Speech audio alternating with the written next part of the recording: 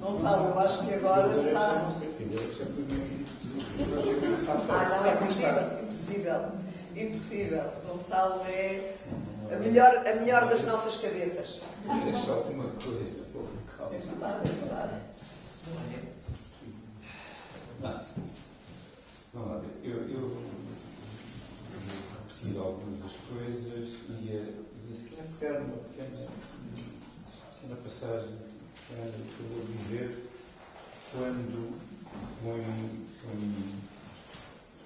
Funchal e a Ilha da Madeira, o território, mas o que é a gênese urbana e o fenómeno urbano do Funchal como um ensinamento que ultrapassa, obviamente, a ilha, ultrapassa o país e se torna um exemplo claramente a outro nível, um nível que eu diria de enormíssima pertinência contemporânea e ao mesmo tempo pertinência enquanto fenómeno urbano a nível europeu. Então, para já uma coisa que eu acho que é extremamente interessante, a Madeira não teve os romanos. Ou seja, porque as cidades europeias normalmente começam com o cargo de comandos e depois vão para ali fora, primeiro no tour urbano, não sei o quê. A Madeira não teve os romanos. A Madeira é claramente um fenómeno urbano que começa num período fabuloso que é o Renascimento. É uma pré-América. É uma pré-América. E depois beneficiam largamente do Renascimento por várias razões. Porque é uma pré-América, porque é uma transição para a América, mas não só, é uma transição para a Ásia, ou seja, é um local de passagem absolutamente fabuloso em que a viagem, e agora estamos aqui na Portugalidade, a viagem ajuda também a fazer esta cidade, a fundá-la e a desenvolvê-la. E esta gênese da cidade que começa na frente da água e que utiliza aquele terreiro, aquela parte um pouco mais plana, mais onde é possível começar por encontrar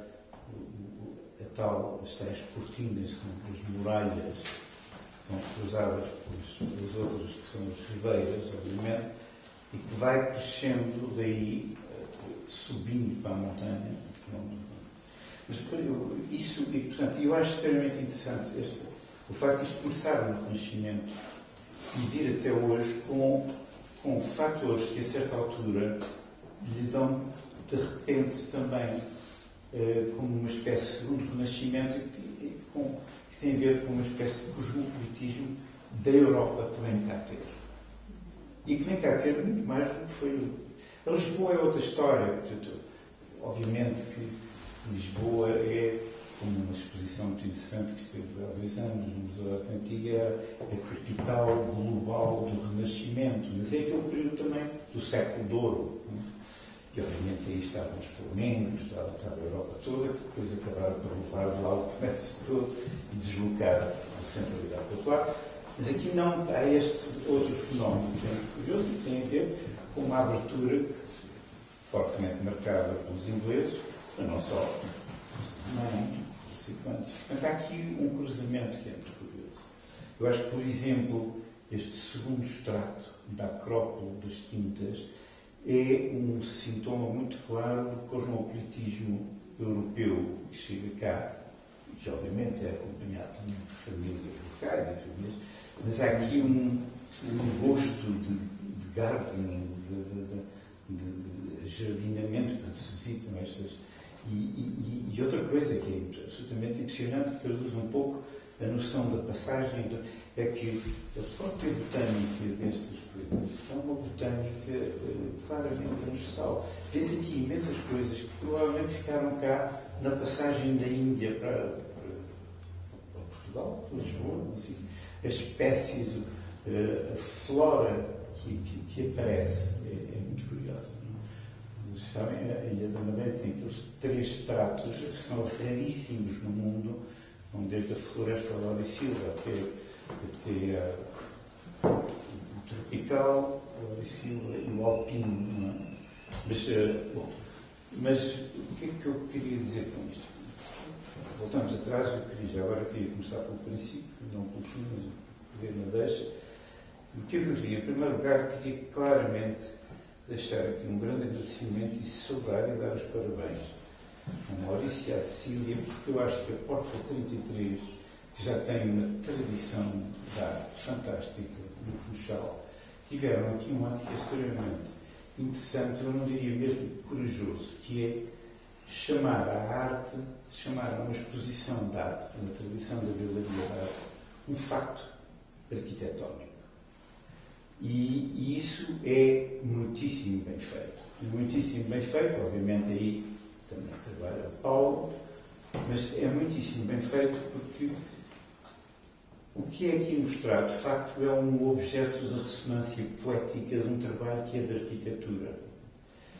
E os dois momentos, e eu aqui queria também dar os parabéns ao Nuno, porque o seu primeiro texto da curadoria para mim é um texto notável, e esta ideia dos dois monumentos, primeiro momento do arquivo e segundo momento do Atlas, eu acho que denota essa capacidade fantástica de perceber como é que o espólio, o arquivo de um arquiteto pode por si mesmo transformar-se num objeto de arte. E um Atlas que recorre mais ao desenho, porque o segundo fase é mais desenho e menos maquete, mas tem maquete também, que é a peça central, também se constitui ele próprio como uma exposição de arte, mas que veicula isto que é, o que eu muito escrevo, que provavelmente a arte, há uma grande discussão se a arquitetura é arte ou não, para mim não é uma discussão, sempre foi, mas é de facto a arquitetura é provavelmente a arte mais transformadora que existe. A essência da arquitetura, de facto, é a transformação. Neste caso, a transformação da cidade, a transformação do território. Dito isto, outra coisa que eu acho que é impressionante, e saúdo novamente a Galeria 33, Porta 33, que é abrir esta porta à arquitetura como veículo de arte ao Paulo David. E porque eu acho que, de facto, não quero ser injusto com gerações de arquitetos extraordinários que vieram para cá trabalhar, ou que são mesmo Madeira, e de hoje visitamos alguns que têm obra. Eu próprio comecei o meu trabalho com um arquiteto que tem uma obra extraordinária, que é o arquiteto Chorão Ramalho. E foi o primeiro conhecimento que eu tive através, ainda acompanhei as últimas obras dele no Funchal, e foi a primeira porta que me abriu um pouco o Funchal. Mas porquê o Paulo David? Porque eu acho, de facto, o Paulo David,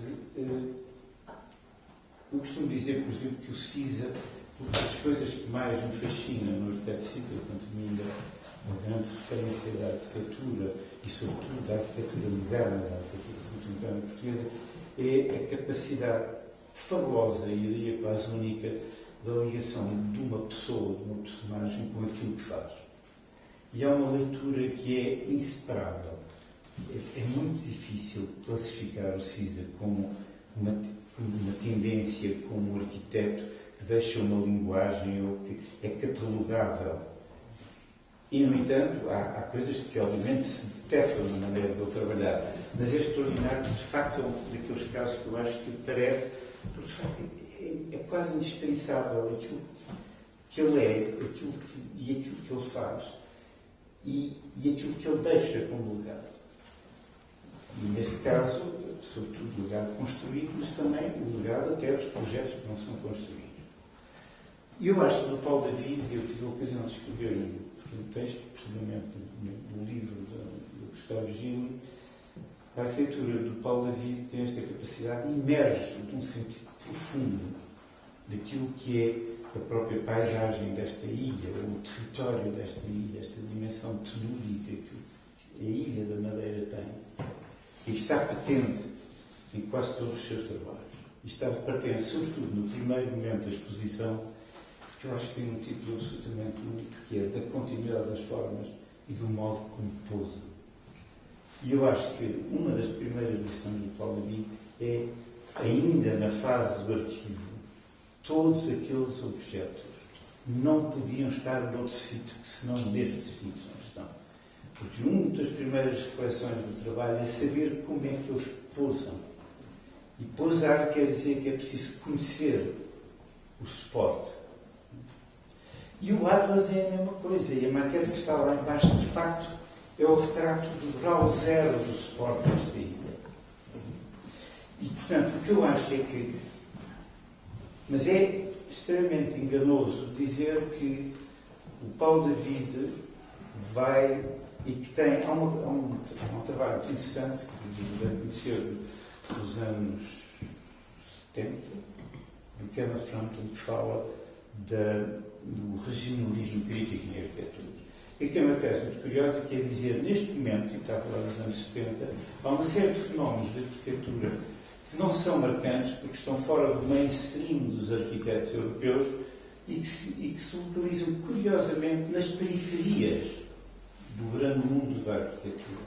Não são as grandes cidades, eram arquiteturas emergentes nessa altura que estavam muito ligadas à Escola do Porto, estavam muito ligadas à Escola Chinesa de Mendrisio, do Ticino, da arquitetura da Suíça italiana, de outros países, mas que eram, de facto, na Grécia, arquiteturas da periferia, que estavam a construir um conjunto teórico e prático de uma arquitetura que era tão importante ou mais importante do que a outra.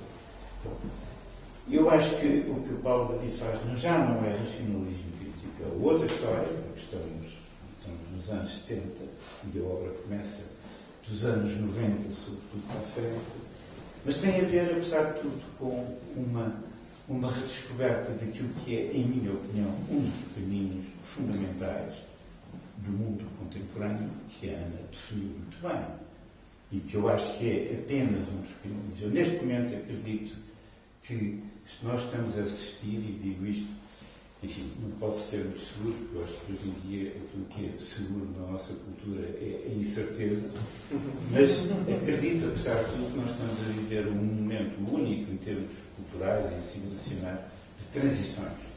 E, portanto, não sabemos muito bem o que é que vai acontecer.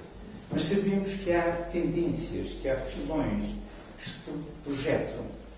E eu não tenho muitas dúvidas que um dos grandes filões pretende obter uma certa universalidade. Eu acho que hoje em dia não é propriamente universalidade, porque de facto há multifacetas.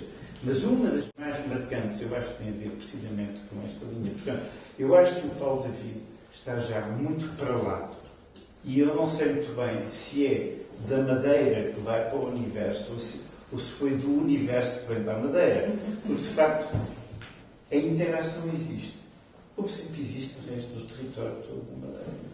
E, portanto, eu acho que isto é... E a Porta 33 ter percebido isto, ter agarrado isto neste momento e convocar o Paulo David para fazer esta espécie de refundação de um pensamento sobre a Ilha do Funchal, sobre a Ilha da Madeira, mas eu diria sobre a Europa, sobre o continente, sobre o que se passa na arquitetura do mundo, e já está reconhecida a esse nível. Também fez desde o Japão até à Finlândia e eu sei o quê. Agarrar neste momento e pô-lo aqui com este projeto de curadoria absolutamente extraordinário do número. Eu acho que isto é um momento que eu considero muito importante, mas já agora queria dizer um bocadinho mais, porque me parece que este momento é importante e os dois momentos são importantes. Já falei um pouco do primeiro, do arquivo. É notável, eu ainda consegui ver a exposição da primeira fase do arquivo e é, de facto, impressionante ver o poder daquelas maquetes. Eu costumo dizer que é uma das coisas mais difíceis que existe é expor a arquitetura. Ter uma exposição de arquitetura eu acho que é um ato quase frustrado, porque eu acho que a arquitetura não se expõe, a arquitetura vive-se. E perceber a arquitetura é preciso ir aos sítios, é preciso habitar os sítios. Porque aquilo que os arquitetos expõem não é o produto final da arquitetura, é a mediação que está para o processo final da arquitetura. Isto, de resto, é um drama no próprio ensino da arquitetura, das escolas de arquitetura, porque os alunos de arquitetura nunca tocam a obra construída, porque é impossível. Os alunos de arquitetura fazem maquetes, fazem produções, fazem aproximações àquilo que é a obra, mas a arquitetura, no fundo, são espaços, eu costumo chamar-se de contentores de vida, são espaços que interessam para as pessoas viverem.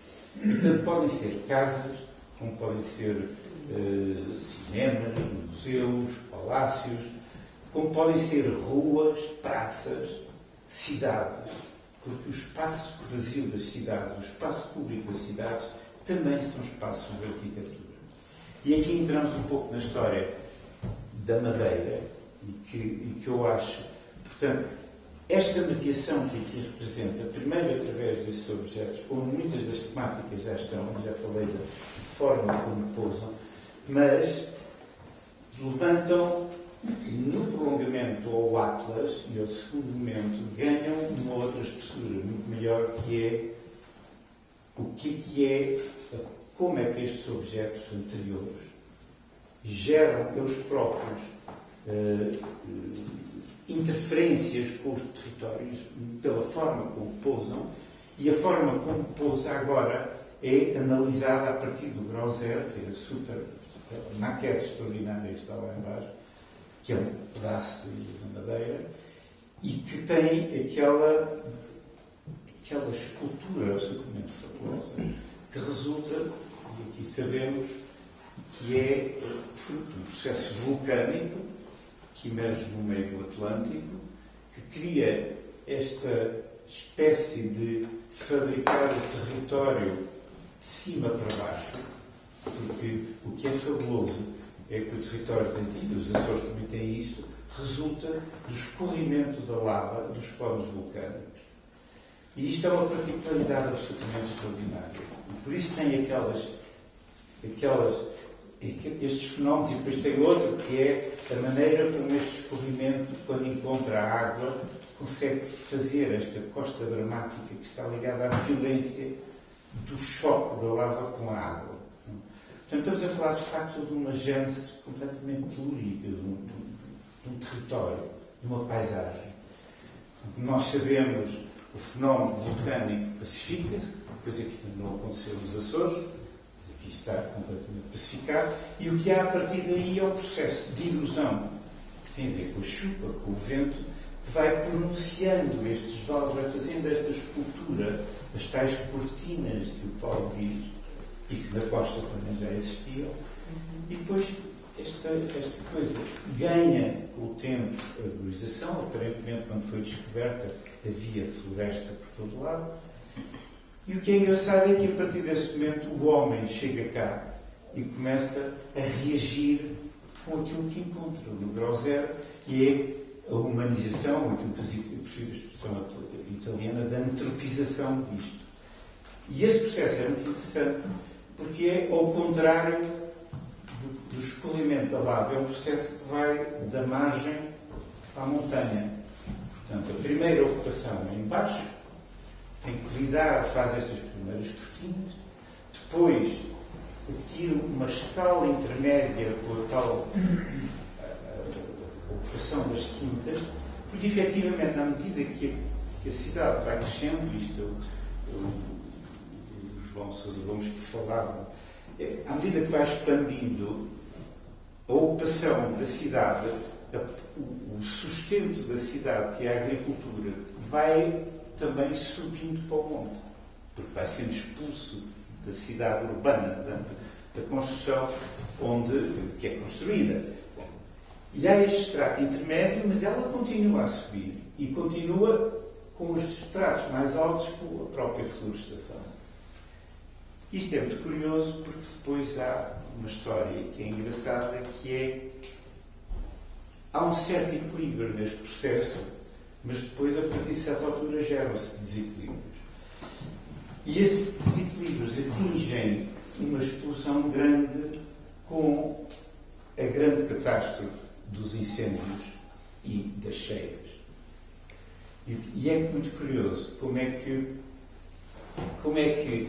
esta ameaça sobre a cidade volta a ter uma dinâmica de cima para baixo, claramente. Primeiro são as cheias, porque a impermeabilização dos terrenos, que entretanto se fez pela ocupação da montanha, aumenta claramente os caudais. Depois há todo o tema das coletas ribeiras tratadas, etc. O Dirô já tinha começado a responder a isso, mas é uma fase muito importante da cidade. O engenheiro Daniel Matos, eu já agora gostaria de aproveitar, já o conheço há muitos anos, várias vezes falamos disto, nomeadamente quando foi o concurso para o aquário do Cais do Carvão, e que foi um momento para mim muito importante, e para o Paulo também, e do Clube Naval. Mas, portanto, o que é curioso é que esta ameaça aparece quase como uma espécie de vingança dos deuses. Não é? Agora, toma lá chuvas intensas e a seguir toma lá fogo. Não é? E o que é incrível é que os canais da descida de fogo coincidem com os cavalos das ribeiras. E, portanto, volta outra vez o jogo a inverter-se. Desta vez é um jogo de destruição. No início é a lava que forma, agora é destrói. Mas, entretanto, há aqui outro momento de ruptura, quanto a mim, que é muito importante e que tem a ver com o processo de antropização. Porque enquanto eu diria que até meados do século passado há um certo equilíbrio entre a ação do homem, que vai fazendo as muralhas, vai fazendo os taludes, vai criando, por exemplo, uma coisa que é lindíssima, que é a paisagem da cultura da banana, porque ela é feita com uns muros pequenos, porque o declive excessivo não dá para fazer, mas a própria cultura da vinha também, anterior, e depois a questão das quintas, a partir, eu diria, dos anos 50, sobretudo a partir do pós-guerra, mais intensamente a partir dos 60, e isso tem a ver com dois fenómenos que me parecem muito curiosos. Por um lado é, claramente, a nova pressão do novo turismo. Eu digo novo porque o turismo original da Madeira não é o mar, é o monte, é o turismo da saúde, é o turismo dos bons ares, é o turismo da Sissi, é o turismo da altitude, porque era preciso respirar bem, por causa da tísica que existia, e só a partir dos anos 30, mais ou menos, é que o turismo é um fenómeno de mar de sol, chamado helioturismo. Bom, e essa concentração dos anos 60 coincide com outra coisa, ou está mais ou menos, com alguns anos de diferença, com outro fenómeno que é muito curioso. Por um lado é a pressão da construção na orla marítima, por outro lado é a grande fragmentação e a dispersão daquilo que os americanos chamam sprawl, da ocupação da encosta. E esta ocupação da encosta, em minha opinião, um dos grandes responsáveis por isto é o automóvel. Ou seja, a cidade do automóvel permite que a encosta é facilmente acessível. Não é o único fator da encosta, porque esta planta, este mapa do Atlas que está na sala anterior, para mim, a tal acrópole verde tem uma coisa que é muito interessante. Vocês veem as manchas verdes, que são as quintas sobreviventes, mas ao lado das manchas verdes estão as manchas esbatidas, foi o que já desapareceu das quintas sobreviventes. E o que desapareceu das quintas sobreviventes normalmente quer dizer duas coisas.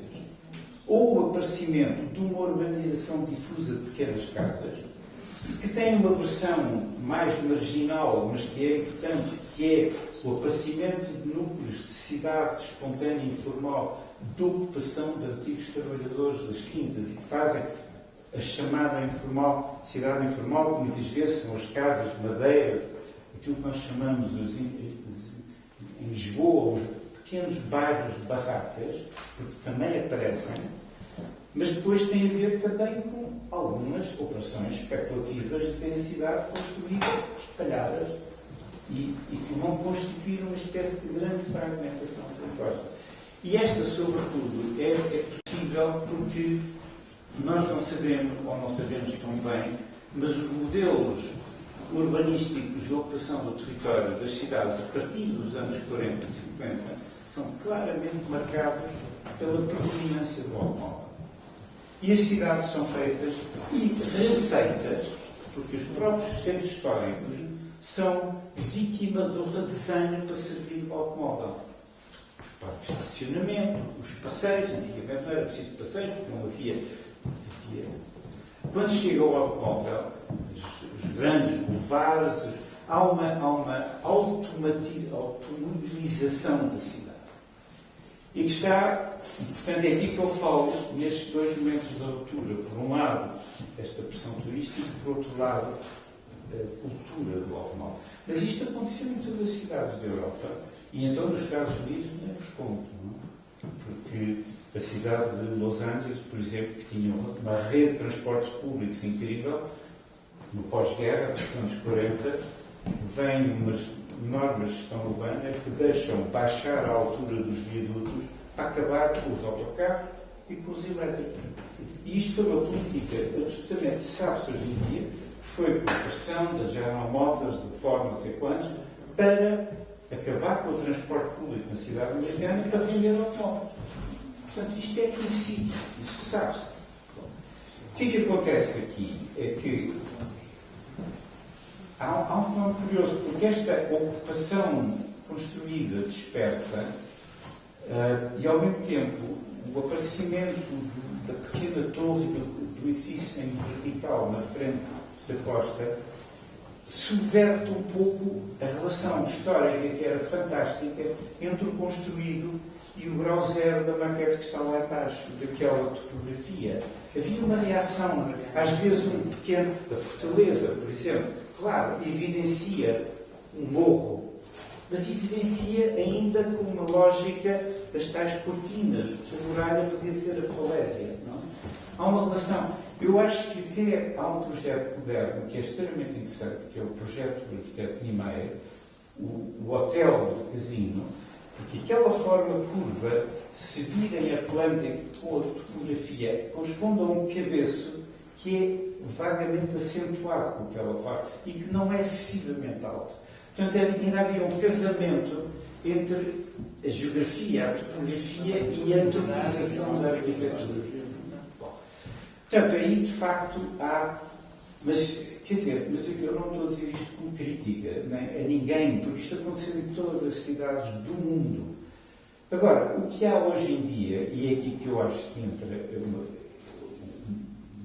mensagem que a Ana já falou e que parece extremamente importante, é que esta reflexão, que aqui está exposta através destes desenhos, destas maquetes extraordinárias, no fundo, é uma reflexão desenvolvida pelo Gabinete da Cidade que eu acho que foi uma oportunidade absolutamente extraordinária que a cidade, através da Câmara, criou através deste gabinete coordenado pelo Paulo David.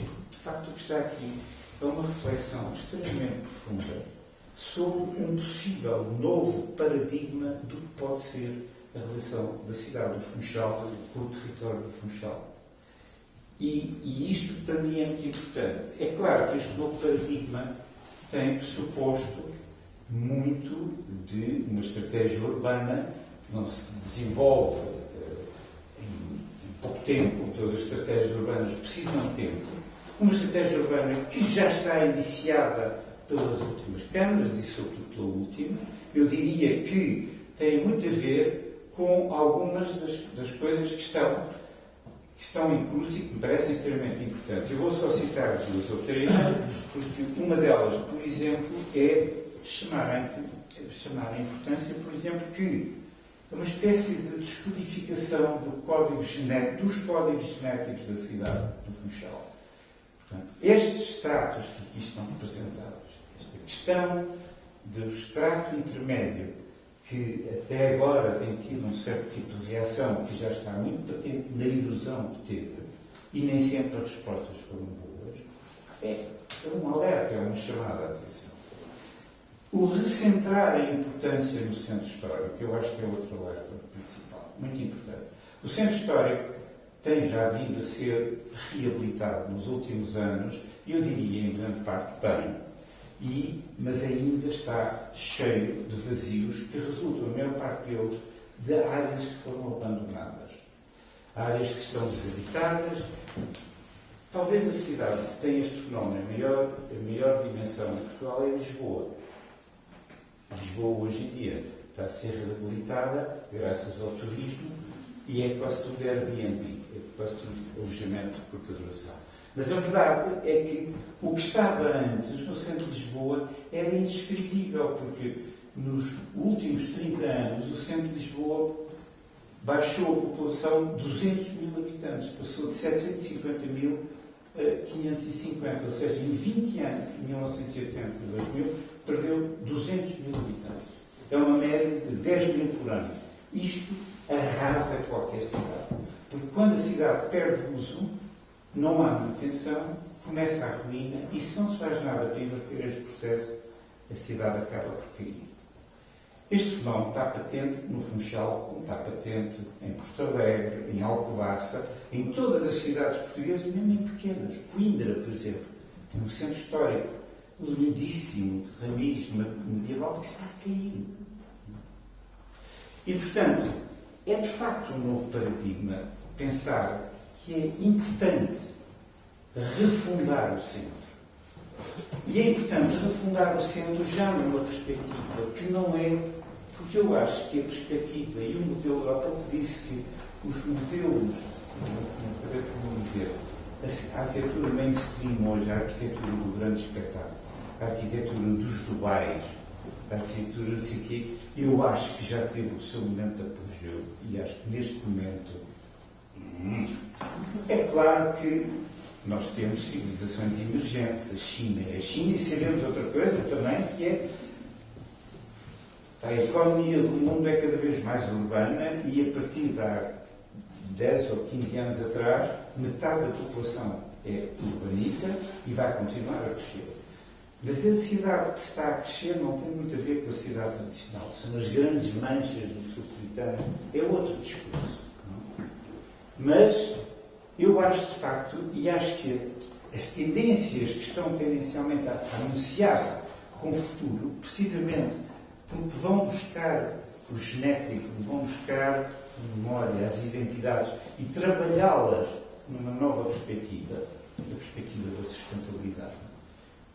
O automóvel, nós já vimos isso um pouco em Lisboa, as grandes cidades, os downtowns das grandes cidades americanas estão perante um dilema complicado neste momento.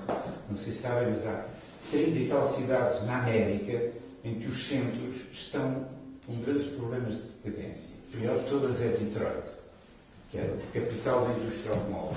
E o que é que isto quer dizer? Quer dizer que uma das coisas, para já, há uma competição, elas transformaram, perderam a habitação, também aconteceu no centro de Lisboa, eram só escritórios, era o chamado CBD, o Central Business District, monofuncionalizaram-se e a partir daí começaram por isso a implementar. E formaram-se novos núcleos nas periferias e eu estive há um ano e meio, estive convidado na Universidade de Kansas City, que é uma cidade inacreditável, de pujança, mas tem o centro americano, como Nova Iorque não tem crise, mas há pouca gente na rua, tem silos automóveis completamente vazios, todos vazias, porque os escritórios já saíram dali. Ainda há alguns hotéis, ainda há algumas empresas e agora estão a ser reabilitados as torres para voltar a trazer apartamentos e habitação para o centro, o que é muito positivo. Mas a grande área dos silos automóveis, há um dilema nos Estados Unidos, porque eles sabem, já para dizer, os downtowns americanos têm a mesma área que têm construído em arranha-céus e em escritórios, portanto escritórios e antigamente apartamentos, equivale praticamente à área que têm nos silos automóveis. Para ver a dimensão brutal da presença do automóvel no centro. E neste momento, com as novas tecnologias, eles sabem perfeitamente que não só já estão vazios, como vão estar cada vez mais vazios. Porque o automóvel já tem o car sharing e isso está a crescer em todo lado. Esta coisa da partilha da cidade é, quanto a mim, talvez o fenómeno mais interessante da cidade contemporânea. A cidade está a abrir uma visão, um paradigma de partilha, e a partilha da cidade começa no espaço público. E, portanto, o investimento, e a Câmara de Funchal já percebeu isso é a eleição de Barcelona, de 92, que foi um grande investimento no espaço público, de repente deu um boom de transformação e de requalificação da cidade de Barcelona na periferia, mas também no centro histórico. E as grandes alterações, em minha opinião, vão ser numa requalificação da periferia, para ganhar valores, perder a tal pendularidade e no centro, com estes modelos da sustentabilidade, da nova paradigma. Por exemplo, em Lisboa é impressionante. As novas pistas das bicicletas, a mobilidade urbana, para além do car sharing e de tudo o que é, hoje em dia, é o coworking, é o co-housing, é a casa partilhada, o trabalho partilhado, isso vai dar uma mudança incrível nas cidades. E a outra é, de facto, a história, por exemplo, em Lisboa, as novas mobilidades, que hoje em dia é incrível, desde as trotinetes suicidas, até a monoroda do equilibrista que anda por meio da cidade. Mas tudo isto, e é impressionante como o investimento em Lisboa se fizer, já está hoje inundada com o bike sharing, ou seja, as bicicletas que se alugam com uma aplicação incrível, com uma não sei o quê. Hoje em dia até já a Uber também já introduziu as novas, que são todas fashion, vermelhas, não sei o que mais. As trotinetes. Portanto, e posso-vos garantir que as trotinetes também sobem as pendentes do Funchal. O grande problema da trotinete vai ser descer as pendentes. Entrar em aula nesse trabalho. Mas pronto. Naturalmente, no sexto, eu queria concluir, peço desculpa, mas o que está de facto aqui em jogo, e está eu acho que é muito importante. Há pouco na televisão perguntavam se este trabalho do Gabinete da Cidade não deveria ser do conhecimento da cidade e dos cidadãos. Eu acho que é completamente, e acho que este é um dos primeiros fenómenos de transmitir esse conhecimento. É claro que ele está a ser transmitido, quanto a mim, muito bem, através de uma galeria de arte. E eu acredito piamente que a arte é um dos grandes transformadores da cultura e da civilização e não sei o que mais. Poderá ter um público mais restrito, mas é, sem dúvida, uma contribuição para isso. E pronto, e termino aqui novamente os parabéns e as